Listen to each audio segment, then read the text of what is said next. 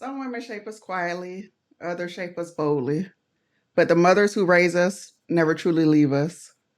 Today we honor a life that continues, not in presence, but in legacy. This is Carrying Her Forward.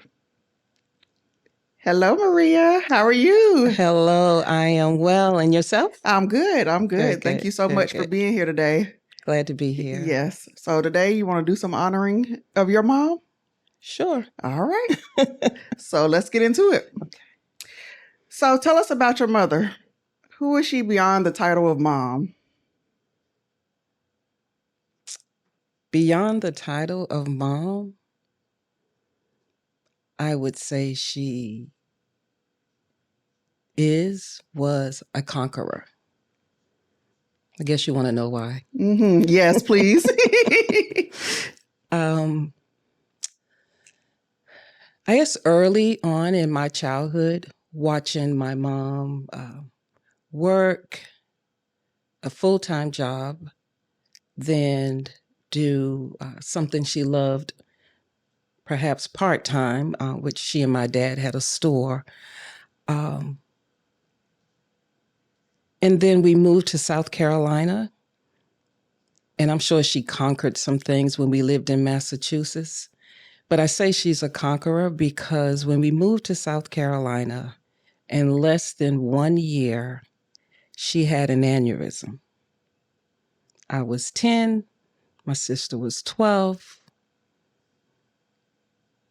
And that, as I reflect, makes me think or consider her a conqueror. Because having an aneurysm at 31, transitioning from Boston, Massachusetts to South Carolina as we knew it, 1970, really no different in 2026. That's sad. But there was a lot of stress on her. Mm-hmm. And with 2 girls, my parents left everything behind. We moved here in a Buick and a U-Haul behind it. My sister and I, my parents, and we had a dog. And so coming south was a huge transition, which probably led to her having an aneurysm. Mm-hmm. And so from there, most people, when I say they're like, oh, I'm sorry, because they probably think was deceased then. Mm-hmm. She was 31, but I say she's a conqueror because she lived to be 83. Yes, yes. Mm-hmm. And did a lot after adjusting to a new lifestyle. She had to learn how to walk, learn how to talk, learned how to put her own clothes on in a different way. Mm-hmm. So, yeah. So what brought y'all to South Carolina? So my dad was called to the ministry when we were in Boston. And my parents never heard of Sumter before. And I think they had one friend in Sumter, but he was coming to Sumter to attend Morris College as an undergraduate at 31. Okay. With 2 girls. And a dog. And so he was to enroll in Morris College. Then we were going to move back to Boston. That was my parents' plan. And as God would see it, that was not his plan. Mm-hmm. And so we stayed here. My dad finished college. He took care of my mom. He went to the hospital every day. She was in a coma for like 2 weeks, I think they said. And after school and after work study, he would drive to Charleston and see my mom every night. And so that's how we got here. Thank you. You're welcome. Thank you. So I know I have a lot of memories of my mom, as I'm sure that you do. So what would you say is your favorite memory of her?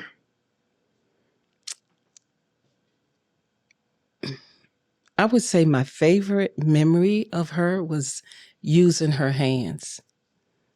My mom made all of our clothes, my sister and I. She, to me, was the creator of, what do you call it? Bed in a bag. Oh, yes. The bed in the bag. Yep. My mom made our curtains, Mm. our bedspreads. She, like I said, she made all of our clothes, and she just showed me how using your hands could be a gift. And this was even after the aneurysm.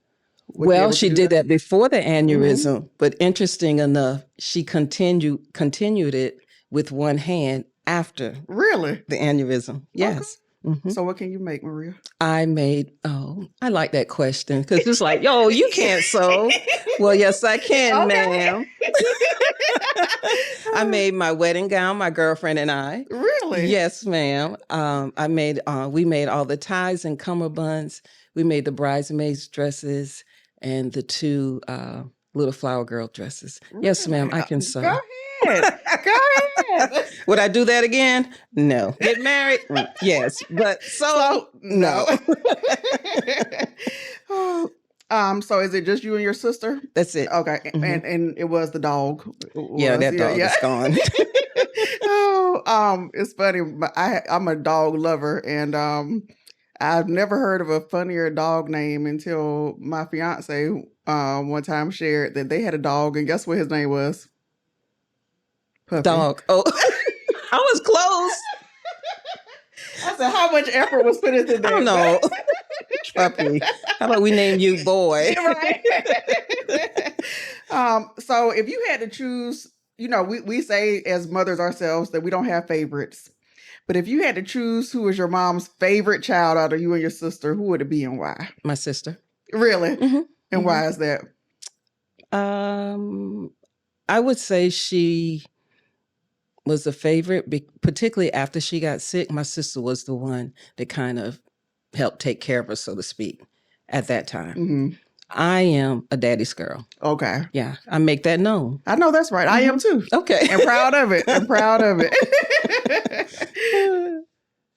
My mom used to fuss all the time when I was a teenager, and my dad and I would get into it. She would say, y'all are just alike. That's why That's y'all why. bump heads all the time.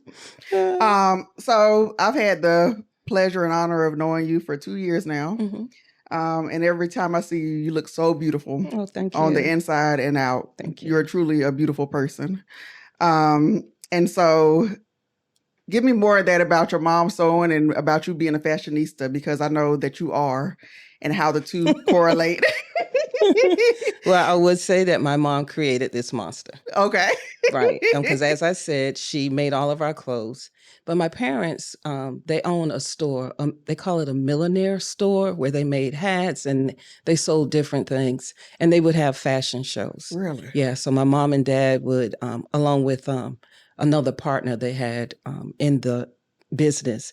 And so they would have these fashion shows. But I can pull out pictures where my mom had my sister and I dressed up for Easter. Of course, we had the shoes and the ruffled socks and all. And so as I grew and then learned how to sew, my sister and I, like if I wanted a new outfit for Friday, well, we would go get fabric and we'll make us something Thursday night, and Friday we're wearing it to school. Oh, I know that's So right. my mom and dad created Created created this. Yeah. Now, does that continue with your daughter? Yes. Okay. Yes. Well, My son could care less. yeah, exactly. And then you having two grandsons, whenever you have your granddaughter, I know it's on then. Oh, it's on. And I'm retiring if Yes, it I know that's right.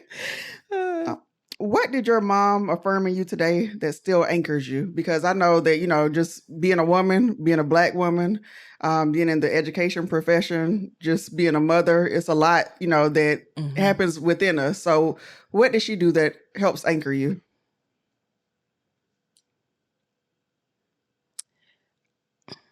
My mom was an example of slow to speak. I'm still learning that. Mm-hmm. Me too. So it would take much for her to get, I guess, to a point. But I'm striving to be slow to speak. And so that reminder of her Mm-hmm. helps to anchor me. Mm-hmm. So, I know sometimes it's a blur, with these parts of things of what happened before, what happened after, even though you were someone before you lost her, but a lot of things can be a blur. So can you describe who you were before you lost her? Who I was before I Mhm. lost her. And then how that has changed with who you are now that you've lost her. I'm not quite sure how to answer that. Who I was before I lost her. Do you think anything has changed in you? Well, I can empathize with people that have lost their mothers. Mm-hmm. So it's like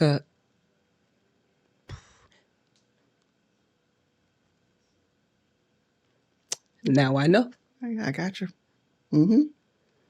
And so I mentioned last Sunday, one of our members buried their mother. And, I know how it is to have triggers. Mm-hmm. And it could be a smell. Sometimes it's a laugh that you think of something that she said. And so all before I couldn't say that, of course. Mm-hmm. And but now that's where I am. Mm-hmm. And so I understand. Mm-hmm. My stylist who does my locks, I got my hair retightened today, and she said she was headed to a funeral to one of her friends' mom, a funeral today. And she said, I texted her and I asked her if she needed anything, let me know. And I haven't heard from her. And I'm like, you probably won't, because she probably doesn't know what she needs. Right. Or she might not want to talk. It takes something, from you that you can't describe, and especially related to someone who hasn't experienced it. Right. And I'll share this. This is probably something that you didn't know in reference to my mom's death and all of that, is that my dad told me that, notice I said told, you'll do the eulogy. So, so God allowed me to be strong enough to do the eulogy. But, going through that time, you didn't mention blur. Yeah. And I look back on it. I have pictures on my phone. Just things come up in your memory, and you think, how in the world did you do that?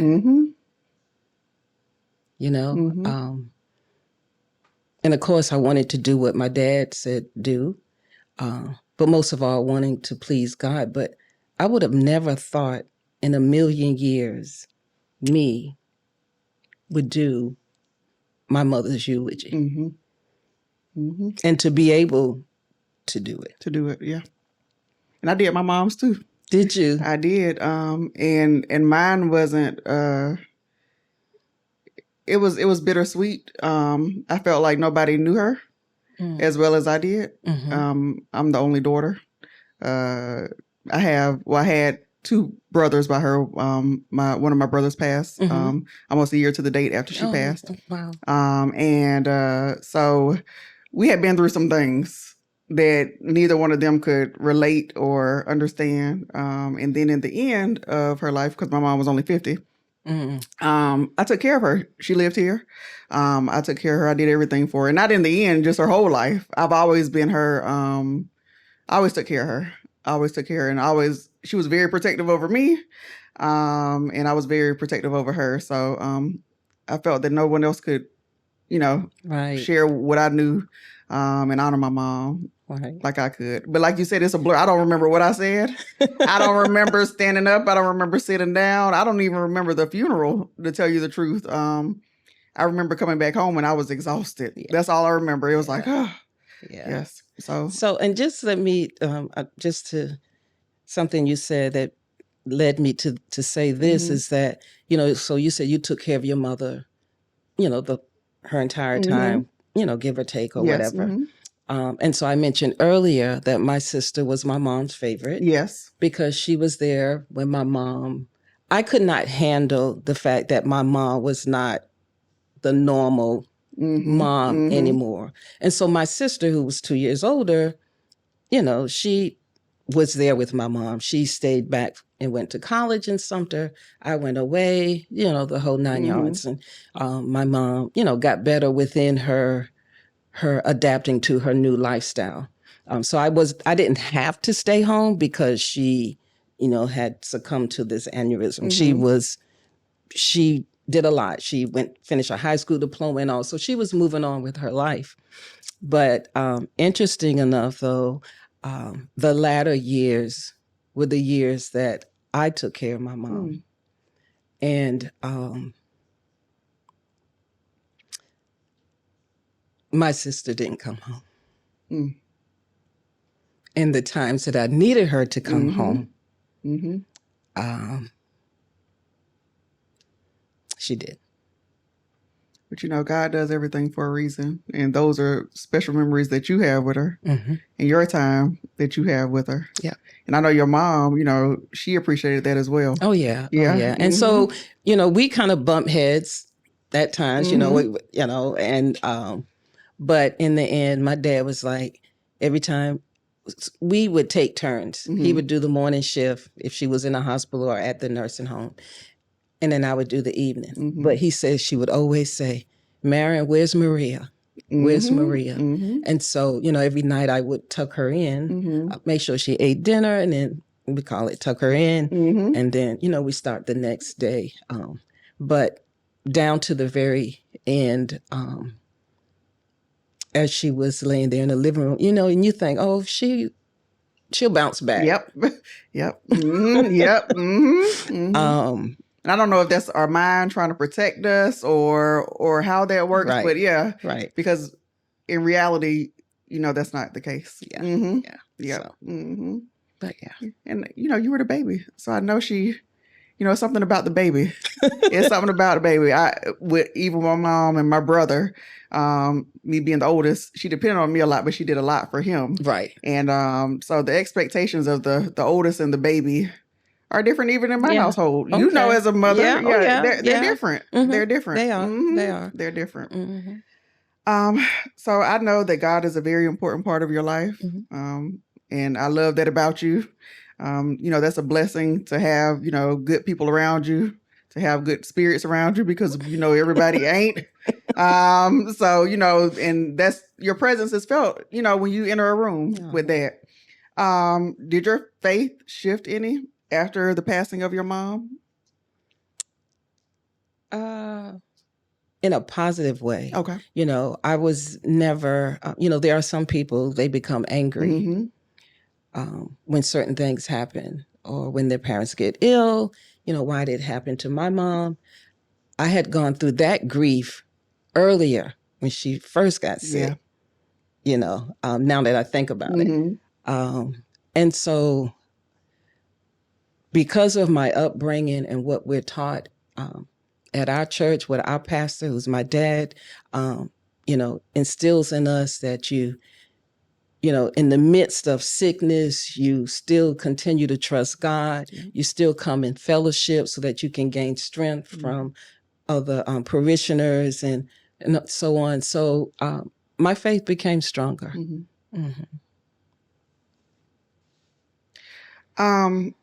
I know I have a lot of shoulda, woulda, couldas. And I think it's, if your mom passed, if you were 10 or if you were 90, you might have them because you always wish that, you could have said something, done something. Was there anything that you feel was left unsaid between the two of you? I don't think anything was left unsaid, but I felt our love grow towards the end. And so that sealed it. Oh, that's a blessing. That's a blessing. Girl, don't make me cry. Don't make me cry. And everything doesn't have to be said either. That's right. You know, and love isn't something that you could physically, you know, that you could see. So that's powerful. So you have to make a lot of decisions every day. You know, when we talk, you always talk about your boys, your grandboys. I know I talk about my boys like I don't have children. Oh, and then the kids too. Yeah. Oh, yeah. I forgot about them. But definitely, you know, you have IEPs that you have to write. You know, you're making decisions that involve people's lives every day. How do you see your mom reflected in your daily decisions as a professional and just as a woman?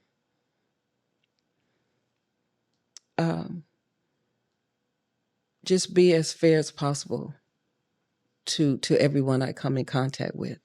And so being fair doesn't necessarily always mean equal. Because of all the entities that I deal with throughout a day, making decisions, do it with the gut feeling of a mother. And that's what I do.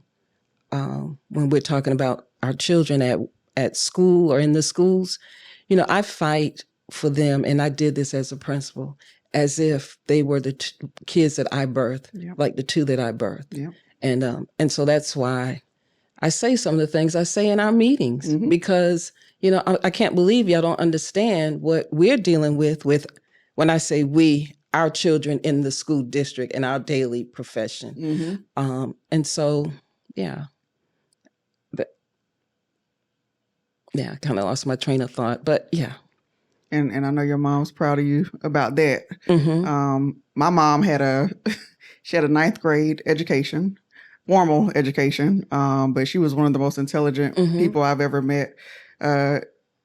Actually, she got kicked out of school in 9th grade. It's a funny story. I won't go there today. So is that where your feistiness comes from? Me?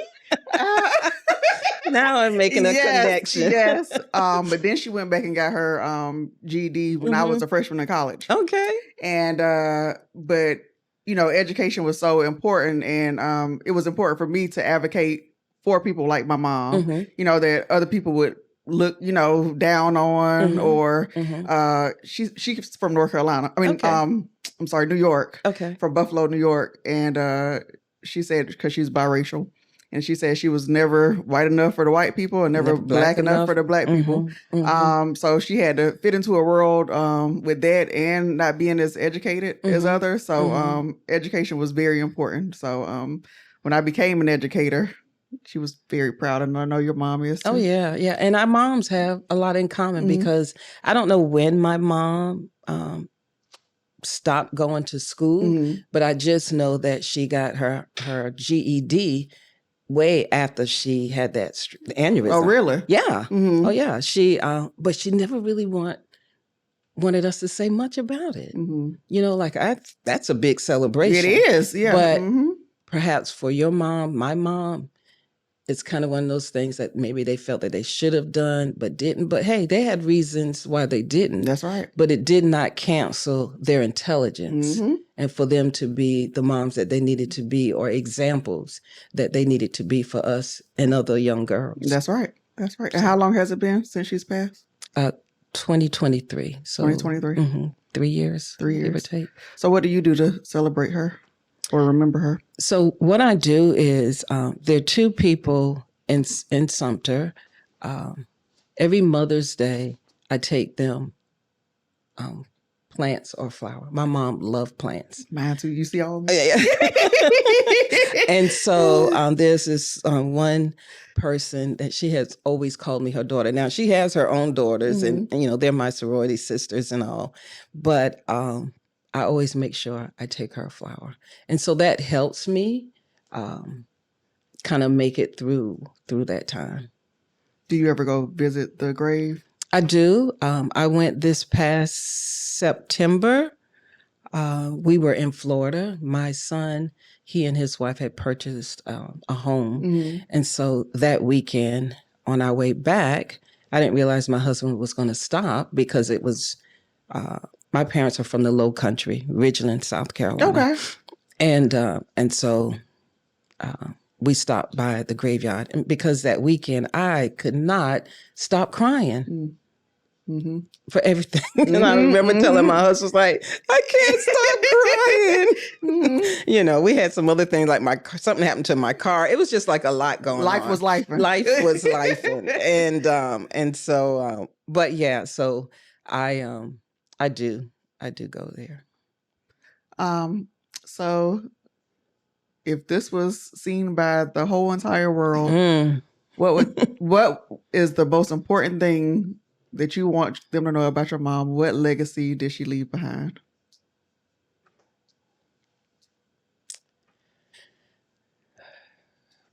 I would say caring for others. And not caring so much as far as always like caring if somebody's sick or something like that. But my mom had a ministry at our church, and she would give out because she loved her birthday, September 6th, but she celebrate the whole month. She was a Virgo. And she celebrate October, my dad's month. That was her month too. But she had, what she would do is she had these cupcakes made, and whatever month, say the second Sunday of each month, this was before COVID, you would get a cupcake for your birthday. That was so sweet of her. Yeah. And so that was her ministry. And she just had a care for people. And though she, as time went on, she couldn't always get out. But my mom was the best support system for my dad. And so she's taught me, you know, to be a good supportive wife. Yes. And so, you know, she would call members to check on them. That's caring. Yes. She was my dad's secretary. That's caring because she was so much the secretary. You know, we still had the house phone. That was before all the cell phone stuff. Yep. But she wouldn't let you talk to my dad if he was taking a nap. Nope. Oh, really? Oh, yes, ma'am. She's very protective, very caring. So just leaving a legacy of caring. And, you know, I think sometimes we have to be reminded of how caring occurs. Yeah. Caring could just be listening. You cared enough to invite me to this after, I don't know, we're just having a general conversation. And somehow or another it came out that my mom was deceased, you know, so you cared enough to ask. Yes. You know, so. I let the Lord use me. He knows my heart, even with the bad words that come out sometimes. We'll work on that. Yes. What would be the thing that she would be most proud of if she saw you today? So if she saw Maria today in 2026, what would she say that she was the most proud of? Because I know she used to brag about you. I know she used to brag about you. I think she would see me she would be proud of my position as a grandmother, which my children call me Uma, which is an African name for grandmother. Okay.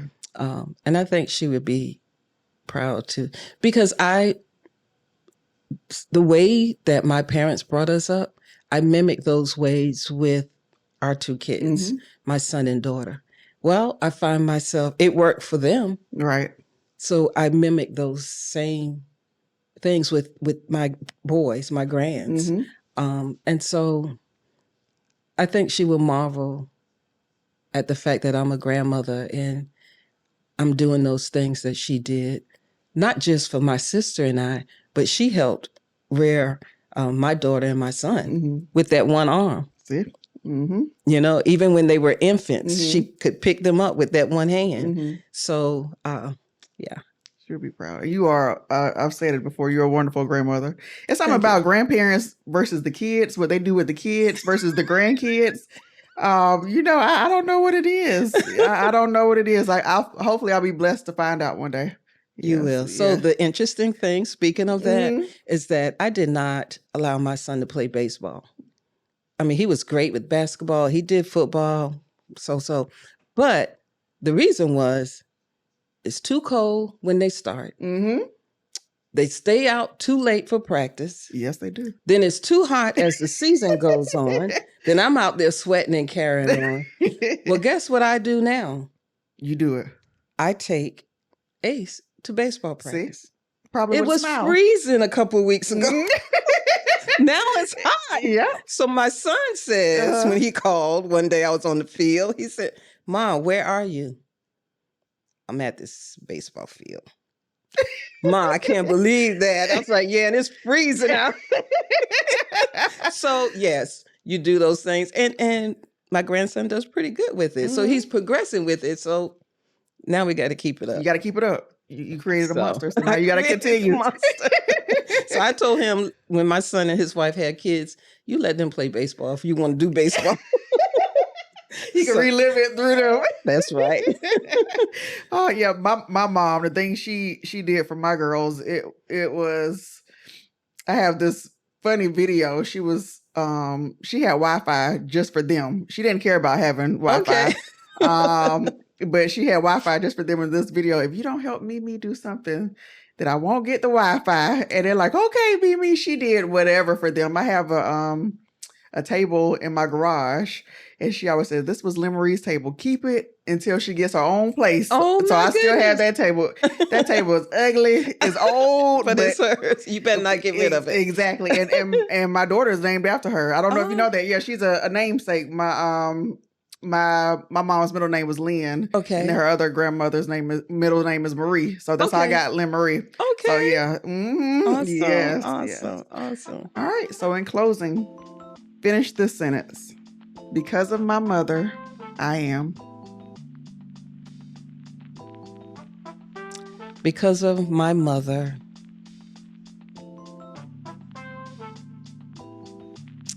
I am strong. Yes, you are. Thank you, Maria. Thank you, Ashton. Thank you. Thank you.